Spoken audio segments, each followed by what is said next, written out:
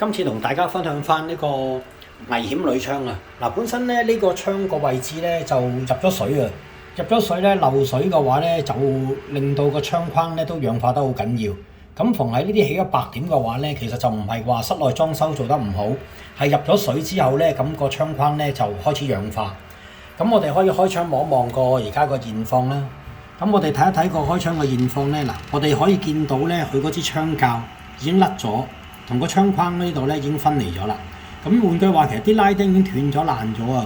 咁變咗而家呢個情況嚟講咧，其實都幾危險嘅。咁而家因為咧個窗框呢度漏水啦，入水入得咁犀利咧，咁我哋可以見到上邊呢個位置咧，其實都有入水嘅情況，滴到爛晒㗎啦。咁呢個情況，我建議咧業主就全呢個窗呢一幅窗全幅做個新嘅咧，就比較妥當啲。